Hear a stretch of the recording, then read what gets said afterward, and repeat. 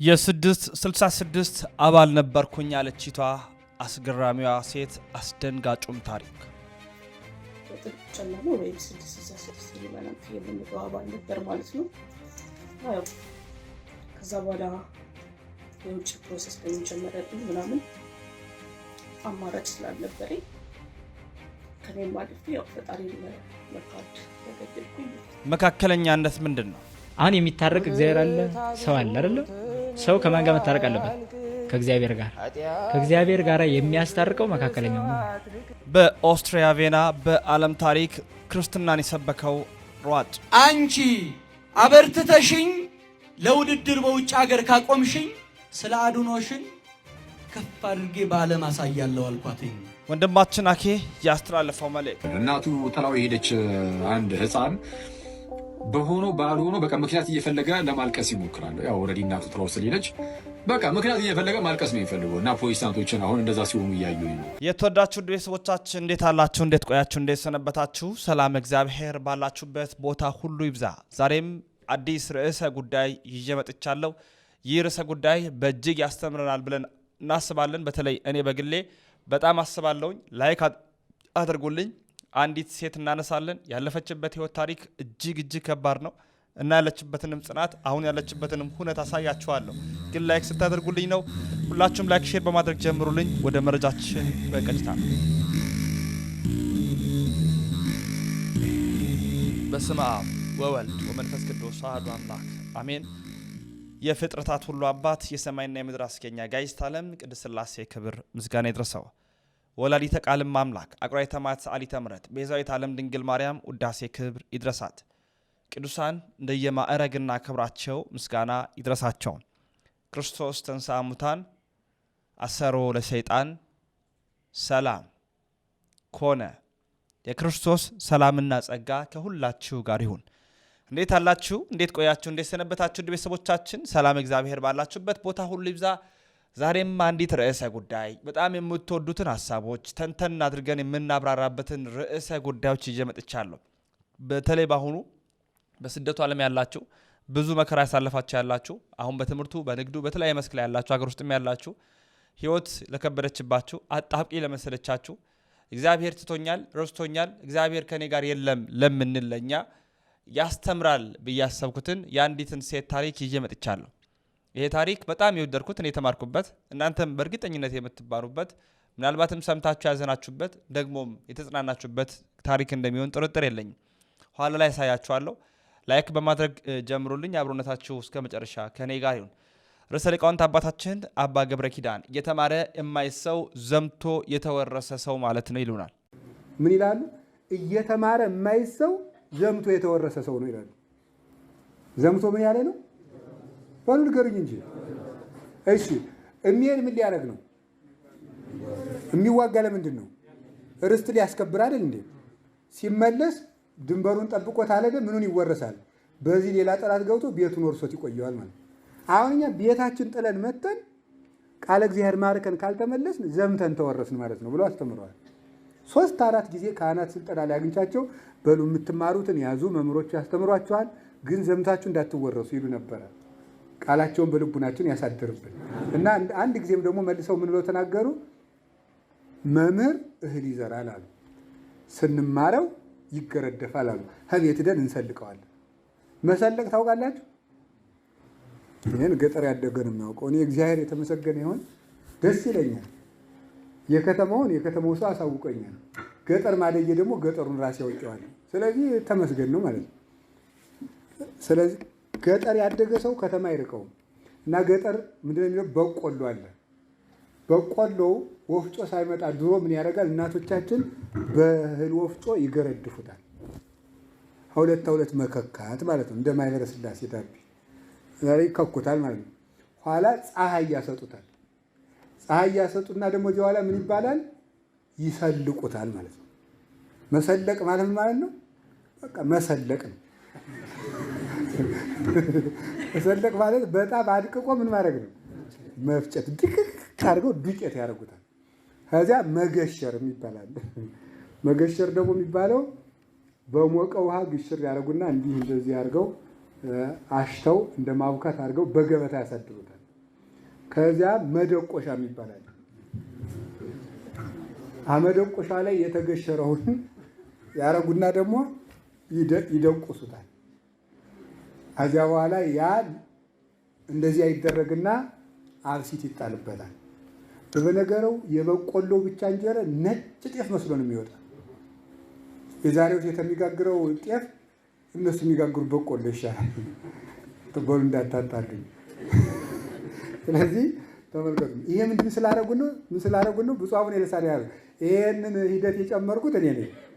ብቻ ግን እነሳቸው ግን ያሉ ምንድነው? ይሰለቃል ነው። ሲሰለቃል በሉ። መሰለቅ ማለት ከቤት ወስዶ ምን ማለት ነው?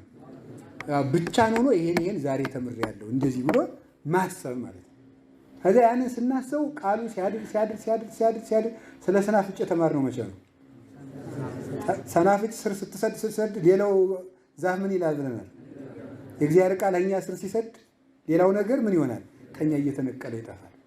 ሌላ መጽሐፍ ቅዱስ ላይ ለርዕሰ ሊቃውንት አባታችን አባ ገብረ ኪዳን ቃለ ሕይወትን ያሰማልን። በጣም እያዋዙ እያሳቁ ልክልካችንን የሚነግሩን በተግሳጻቸው የሚወደዱ ደግሞ ሃይማኖታዊ እውቀትን እንድንገበይ የሚረዱን አባታችን ናቸው። ርዕሰ ሊቃውንት አባ ገብረ ኪዳን የእሳቸውን ስብከት እንግዲህ ያው ተደጋጋሚ ጊዜ ነግረናል። የጣና ላይ እንግዲህ ጣና ቂርቆስ እንዳሉ ይታወቃል። የዩቲዩብ ቻናል አለ በዛ ስም፣ ሁላችሁም እዛ ላይ ገብታችሁ ተከታተሏቸው። ዓለም በኦሎምፒክ መድረክ ክርስቶስን የሰበከበትን አስደናቂውን ታሪክ አሰማችኋለሁ። በጣም የወደድኩት ነው። በዚህ ደረጃ ቤተ ክርስቲያን ክርስቶስን የሰበከችበት እማምላክ ወላዲተ አምላክ ቅድስት ድንግል ማርያም የገነነችበት በዓለም ታሪክ የከበረችቷን የእናታችን የእመቤታችን የቅድስት ድንግል ማርያምን ስዕለ አድኖ ይዞ እዋት ይህች ናት እመቤቴ፣ እዋት ይህች ናት እናቴ፣ ይህችን ጸልዬ ተማጽኛት ነው እዚህ የደረስኩት፣ ያሸነፍኩትም በእሷ ረዳትነት ነው በማለት በስመ አብ ወወልድ ወመንፈስ ቅዱስ እያለ የእመቤታችንን ስዕለ አድኖ ምስለ ፍቁር ወልዳን ይዞ የታየውን አስደናቂውን ሯጭ አሁን አሳያችኋለሁ። ዓለም እንዲህ እመቤታችንን ያመሰግናታል። ይህ ወንድማችን አትሌት ነኝ። ለ8 ዓመት ሙሉ ጠዋትና ማታ እለፋለሁ። ውድድር ተመርጬ ውጭ ሀገር ልወጣ ሳምንት ሲቀረኝ እጄም እግሬም ይተሳሰራል፣ መንቀሳቀስ አልችልም። ስውሯ ማርያም መጥቼ ተማጸንኳትኝ። እንደዚህ አልኳት፣ አንቺ አበርትተሽኝ ለውድድር በውጭ ሀገር ካቆምሽኝ ስለ አድኖሽን ከፍ አድርጌ በዓለም አሳያለሁ አልኳትኝ። መጥቼ እንደተማጸንኳት በሳምንቱ ወደ ውጭ ወጣው። አውስትራሊያ ለሀገር አንደኛ ወጥቼ ስለ አድኗን ከፍ አድርጋለሁ ብሎ አመስግኑልኝ፣ ስለቴን ሰምታለች ብሏል። አመስግኑለት። በጣም ደስ የሚል ታሪክ ነው። ማለት እግዚአብሔር የሚያደርግበት ነገር አይታወቅም። እመቤታችን ድንግል ማርያም ይሄው በምልጃው ተራርታው በዓለም አደባባይ ዓለም ስለ እመቤታችን እንዲያውቅ ደስ የሚያሰኝን ስብከት ሰብኳል። ምንም እንኳን በሀገር ውስጥ ያሉት የእመቤታችን ጠላቶች ቢበራከቱም ዓለም ግን ስለ እመቤታችን እንዲህ ባለ መልኩ ደስ በሚያሰኝ ሁነት ሰብካለች። ገና ከዚህ በላይም ትሰብካለች እና በጣም የወደድኩት ቪዲዮ ነው። ወደ ቀጣዩ መረጃ እስቲ ላምራ። እንግዲህ ይህንን ታሪክ ማንሳቴ ካልቀረ በጣም እንማርበታለን ብዬ ያሰብኩትን ታሪክ ላጋራላችሁ። በጣም የገረመኝ ሳምሪና ዘገብርኤል ትባላለች። እንግዲህ በተለይ በጣም ህይወት ለከበደችብን ፈተና ለሆነችብን በጨለማ ህይወት ውስጥ ላለን እግዚአብሔር ረስቶኛል፣ እግዚአብሔር ትቶኛል፣ እግዚአብሔር ርቆኛል፣ ብናገር አይሰማኝም፣ ብጸልይ አያደምጠኝም፣ ብለምነው ጥያቄን አይመልስልኝም፣ እርሱ ጨርሶ ረስቶኛል ብለን በእግዚአብሔር የምናማር ቅድስት ቤተ ክርስቲያንን የተውን መስቀል ያደረግን ግን ደግሞ ኦርቶዶክስ ያልሆንን በተለያየ አጋጣሚ ምናልባት ኦርቶዶክስ ላልሆን እንችላለን። በአጠቃላይ ግን ፈጣሪ ረስቶ ስቶኛል ለምንል አይነት ሰዎች ህይወት ለከበደችብን ማለት ነው። የዚች ሴት ታሪክ በጣም ያስተምረናል። ሳምሪና ዘገብርኤል ትባላለች። ከነ ወንድማችን ፈለገ አትናቴዎስ ጋር ላይቭ ላይ ገብታ ነበር የተመለከትናት ያገኘናት። ከዛ በኋላ እዛ ላይ ያስተላለፈች ህይወት ታሪኳ በጣም አስገራሚ ነው። የ66 አባል እንደነበረች በጣም ህይወትን ብዙ ካሳለፈች በኋላ ማለት ነው በጓደኛው አማካኝነት እንዲያ ነገሮችን አስደንጋጭ የሆኑ ታሪኮችን አጋርተናለችና እስቲ የእሷን ቪዲዮ እንዲሁም ደግሞ ከዛ በኋላ ወንድማችን ፈለገ አትናቴዎስ የሰጠውን ምላሽ እናደምጣለን። የጥልቁ ጨለማ ወይም 666 ምዕመናን የምንለው አባል ነበር ማለት ነው። እና ያው ከዛ በኋላ የውጭ ፕሮሰስ ለኔ ጀመረልኝ ምናምን አማራጭ ስላልነበረኝ ከኔም አልፌ ያው ፈጣሪን ለመካድ ተገደድኩኝ ማለት ነው። እና ያም በሚሆንበት ጊዜ እኔ ጥልቅ ብዬ አይደለም የገባሁት። ያው እሱ የሚለኝን ነገር ብቻ ነበር የምስማማ የነበረው። ከዛ ሰርተፊኬት ምናምን አሰርቶልኝ ምናምን በቃ ሙሉ ነገር ጨርሶልኛል። ሰርተፊኬት ማለት እዚህ አባል ውስጥ ስትገባ የሚሰጥ ሰርተፊኬት አለ። በውስጥ ሽራ አደርግልሃለሁ እና መታወቂያ። ከዛ ያው አንድ ያለኝ ተስፋ የነበረው ፈጣሪ ነበር ማለት የኔ ብለጽ ስላልነበር ፈጣሪን እንደ ጓደኛ ነበር ማውራው ልክ በቃ በዚህ ምክንያት ከፈጣሪ ጋር ተራራኩኝ። የሆነ ነገር ሲፈጠር ራሱ በቃ አሁን ላይ እንዴት ነው ጸሎት ለማድረግ ራሱ በቃ በጣም ነው የሚደብረኝ። እሳቀቃለሁ ምስለ ስዕል ራሱ ለማየት ማለት ነው። እና ከዚህ አባል ውስጥ እኔ በማላቅበት መንገድ ነው ሰርተፊኬት ምናምን ተሰርቶ የጠበቀኝ። ግን ያስገድደኝ ነበረ። አንድ አይንሽን ሸፍነሽ ፎቶ መነሳት አለብሽ ምናምን ይለኝ ነበር፣ ያነሳኝ ነበር እና ብዙ ነገሮችን ይነግረኝ ነበር። በዚህ አጋጣሚ ኢትዮጵያ ውስጥ በጣም እንደዚህ የምናስባት ኢትዮጵያ አይደለችም አሁን ላይ ያለችው። ብዙ ነገር ይነግረኝ ነበረ። ቤተክርስቲያን ውስጥ ራሱ ሲምቦል ምናምን በድብቅ ገብተው እንደሚያስቀምጡ ምናምን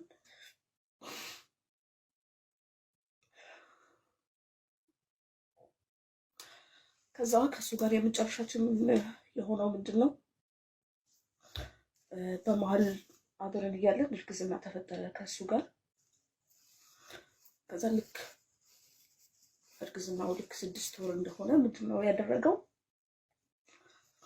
የእኔ ልጅ ተገበረ ማለት ነው። በምንድን ነው የሚገበረው? የሆነ በማላውቀው መንገድ መልኩ መርፌ ወቅተው የሆነ ጉድቻ እንዲፈጠር ካደረጉ በኋላ ደሙን ነው ማለት ነው የሚቀብሩት። ያን ካወኩኝ በኋላ ከነበረበት አካባቢም ጠፋሁኝ። ሌላ ሀገር በአጋጣሚ መጣሁኝ እና እዚህ ስቅ ብዬ እየሰራሁኝ ነው። ግን አሁን ላይ የምኖረው ምንድን ነው? እንዴት ነው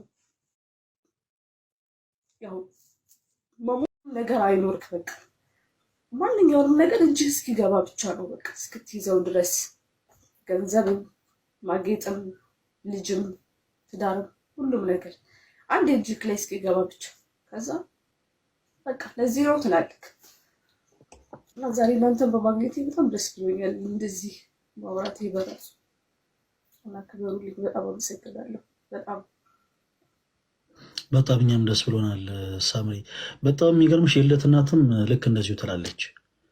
ልደትን ከወለድ በጣም ለመውለድ ተጓጓ ነበርና ልደትን ከወለደች በኋላ ገና ቤት ሲገባ ራሱ ደዌ በቃ እሱ የምታይበት እኔ ስገባ ደግሞ እዛ ቤት በጣም በፍቅር የምታይ ነገር በጣም ይደንቀኛል።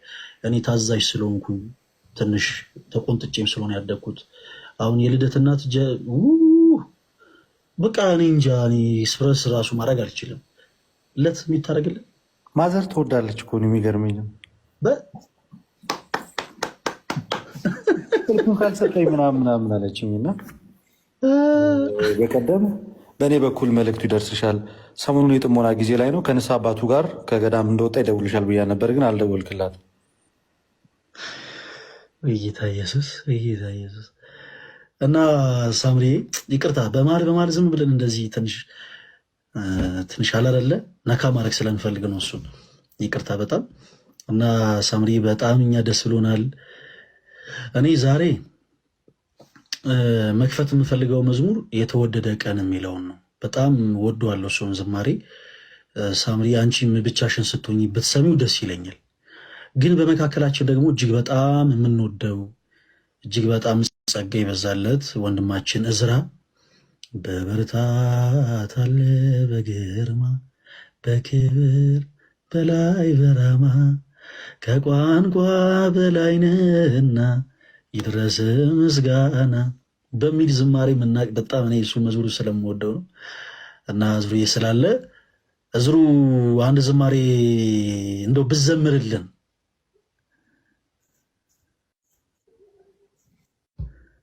አለ ዙሩ። እሺ እንደምን አመሻችሁ አለሁ። እግዚአብሔር ይመስገን።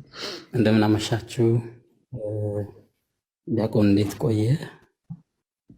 ልደትዬ እንዴት አለ? ተሜ፣ ቶኒ፣ ሳምሪ ታችን፣ ሄለን፣ ሄሉ ሁላችሁንም ሰላም ብያለሁ። እግዚአብሔር ይመስገን እኔ ደህና ነኝ። እጅግ በጣም ደስ የሚል ጊዜ እያሳለፋችሁ እንደሆነ ተስፋ አድርጋለሁ። የተወሰነ የእህታችን ሰምቻለሁና እግዚአብሔር መልካም ነው በነገሮች ሁሉ። ቤተክርስቲያን በየትኛውም ኃጢአት ውስጥ ያለውን ሰው እጇን ዘርግታ ለንስሐ እጇን ዘርግታ ልጆቿን ለማጠብ ዝግጁ ናት። በየትኛውም አይነት ጎዳናዎች ብናልፍ ከእግዚአብሔር ፍቅር የሚበልጥ ምንም አይነት ነገር የለምና ምንም አይነት ኃጢአት የለም። ምክንያቱም በዮሐንስ መልእክት ላይ እንደተጻፈው የጌታችን የመድኃኒታችን የኢየሱስ ክርስቶስ ደም ከኃጢአት ሁሉ ያነጻናል ይላል።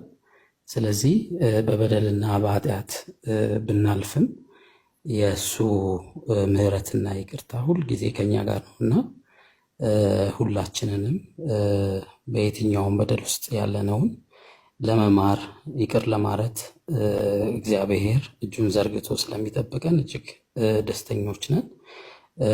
ያንን ደግሞ ፕሮሰስ በቤተ ክርስቲያን ውስጥ ነው የሚያልፈው፣ በቤተ ክርስቲያን በኩል ነው የሚያልፈው። እንዲያው ዝም ብሎ አንድ ሰው እንደዚህ ሆኜ ያለውና ምናምን ብሎ ተናግሮ የሚያልፍ አይደለም። ለካህን ራሱን ከተናዘዘ በኋላ እንደ ቤተ ክርስቲያን ስርዓት ቀኖና ይሰጠዋል። ያን ቀኖና ደግሞ ከፈጸምን በኋላ ፍጹም ከበደልና ከዕዳ ነፃ እንደሆነ እናምናለን። ይህን እድል የሰጠን እግዚአብሔር የተመሰገነ ይሁን። እህቴ ደስ ሊልሽ ይገባል። እንደዚህ የሚያግዙሽ ወንድሞች ስላሉ፣ የሚመክሩ ወንድሞች ስላሉ፣ እንደው በተጣመመው በኩል የሚደግፉ ወንድሞች ስላሉ እጅግ አድርገን እናመሰግናለን። ዲያቆን ተባረክ፣ ልደት ተባረክ። ሁላችሁንም እግዚአብሔር ይባርካችሁ። እኔ ያው ዲያቆን ፈለገ በጣም የሚወደው መዝሙር በብርታት አለ በግርማ ነው። እኔ ግን ለእህቴ ሳምራን እጅግ ደስ ስላላት እጅግ ደስ ስላላት የሊቀ መዘምራን የቴዲን መዝሙር እጅግ ደስተኛ ነኝ አምላኬ ሆይ አንተ ስላለኸኝ፣ ስምክን እጠራለሁ ሲጨንቀኝ ሲከፋኝ፣ እጽናናለሁ በአንተ ደግሞ ሲጨንቀኝ ሲከፋኝ የሚለውን ዘምራለሁ። ሰዓት ካለ አማኑኤል ዘምራለሁ። የተነፈስኩት ዛሬ ነው። ከዚህ በፊት እንደዚህ ያወራሁት ሰው የለም። ያው አብዛኛውን ሰው መርጦ ስለሚሰማ ሰዎች መስማት የሚፈልጉትን ብቻ ነው የሚሰሙት። ስለዚህ ለማንም ማውጣት አላውቅም ነበር ነው። ደስ ብሎኛል። በጣም ብዙ ነገር አስብ ነበረ ከዚህ በፊት። አንዳንዴ ጫፍ ላይ ወጥቼ የተመለስኩበት ጊዜ አለ። እጄ ላይ ታቶ አለ። ይህን ታቶ የተሰራሁት ዱርዬ ብዬ ሳይሆን ራሴን ለማጥፋት ብዙ ጊዜ ደጋግም ያለው እጄ ላይ ነው። እሱን ከበር ለማድረግ ነው ታቶ የተሰራሁት። ጸጸቴ እየበዛ የመጣው ካጠፋው በኋላ ያደረገልኝም ስለበዛ ነው። አይገባኝም በሚል ስላጣዋቸው ነገሮች አላዝንም።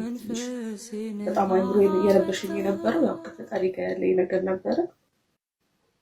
አሁን ግን ያው ከእግዚአብሔር በታች እናንተን በጣም አመሰግናለሁና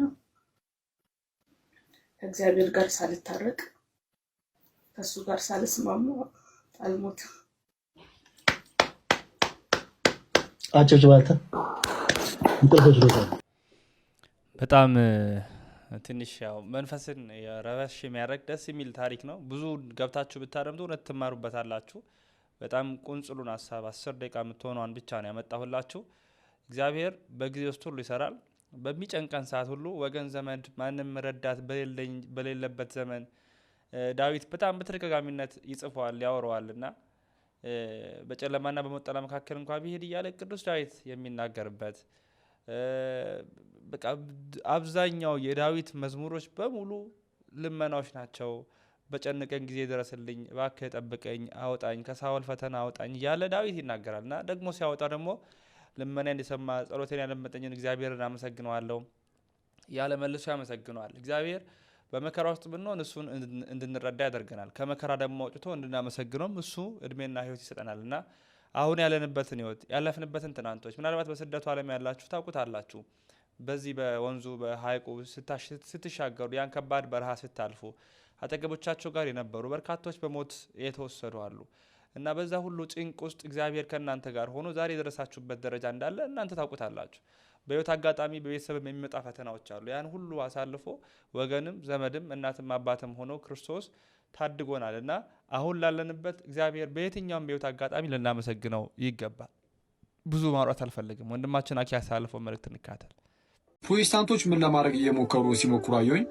አንዳንድ ትችቶችን ለማቅረብ ሞከሩ። የመጀመሪያው እንደው ብዙ ጊዜ የሚያደርጉት ምን አይነት ነገር ነው? እንዴት ነው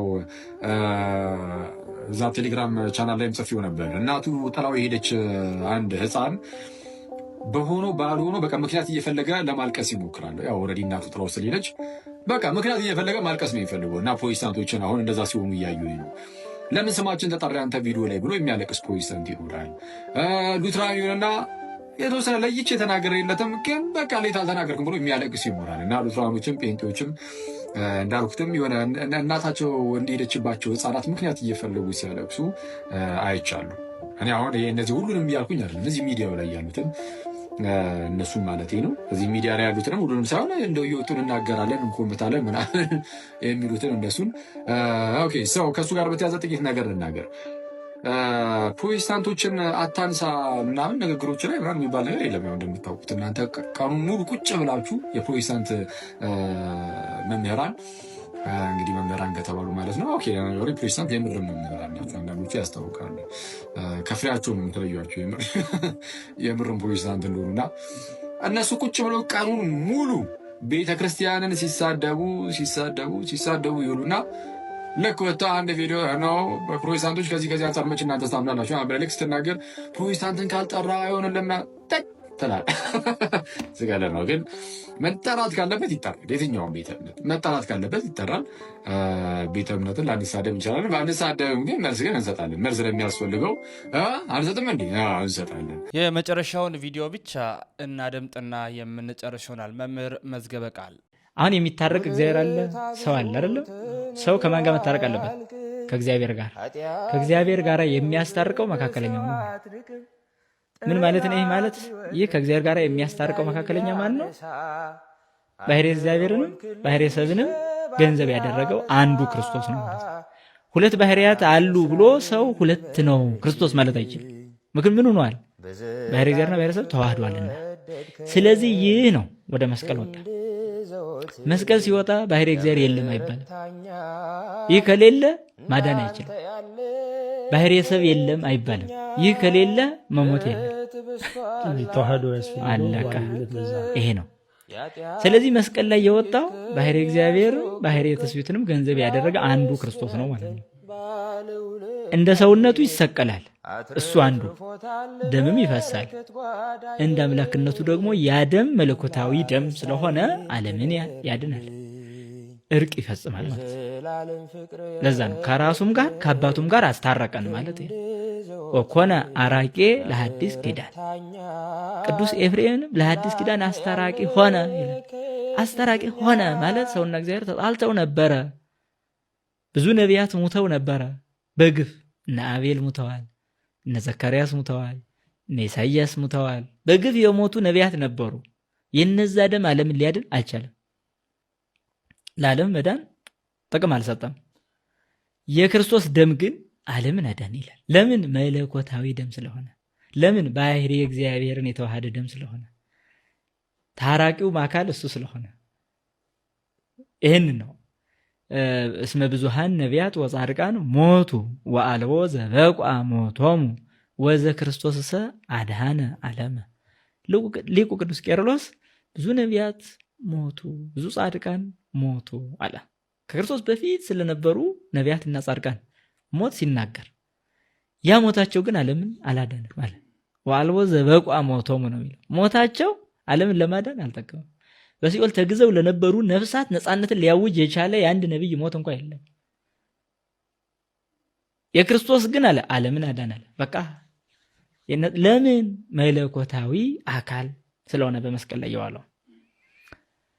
ይህንን ነው ቤተክርስቲያናችን አስታራቂ ነው ስትልም ማዕከላዊ ነው ስትልም እግዚአብሔራዊ ባህሪና ሰብአዊ ባህሪ የተዋሃዱለት አንዱ ክርስቶስ እሱ በመስቀል ላይ መዋሉ ዓለምን ያዳነ ማለት ነው። ታዲያ ሊቁ ቅዱስ አትናቴዎስ ይህንን በተመለከተ አምላክ ከሆነ ብቻ ከሆነ እንደምን ተሰቀለ? ሰው ብቻ ከሆነስ እንደምን አዳነ ይላል። ስለዚህ አምላክ ቢሆን ያድናል፣ ሰው ቢሆን ደግሞ ይሰቀላል። ሰው መሆኑ ለመሰቀሉ፣ አምላክ መሆኑ ለማዳኑ ግልጽ ሆነ ማለት ነው። ስለዚህ አምላክነት የሌለበት ሰው ብቻ ከሆነ ሩቅ ቢሲ አያድንም፣ ነቢያትም ሙተዋል። አይ አምላክ ብቻ ነው ከተባለ ደግሞ አምላክ አይሰቀልም እንላለን ማለት ነው። ሰው ብቻ ከሆነ አያድንም፣ አምላክ ብቻ ከሆነ አይሰቀልም። ስለዚህ ይሄንን ነው ነቢያት ሐዋርያት በሙሉ ሲገልጹ የመጡት። ነቢያት አስቀድሞ መከራውንም ግፉንም ሲናገሩ ነበር፣ ሐዋርያትም እንዲሁ አስተምረዋል እና ይሄ ነው። ለመምህራችን ቃለ ሕይወትን ያሰማል። የተወዳጁ ቤተሰቦቻችን የዛሬ መረጃዎቻችን ይህን ይመስላሉ። መረጃው ለመላው ዓለም እንዲዳረስ ላይክ፣ ሼር ማድረጋቸው እንዳይዘነጋ። ያሮስን ሁሌ ምርጫችሁ ስለምታደርጉ እጅግ አመሰግናለሁ። ክብር ምስጋና ያለው ለአብ፣ ክብር ምስጋና ያለው ለወልድ፣ ክብር ምስጋና ያለው ለመንፈስ ቅዱስ አንድ አምላክ አሜን።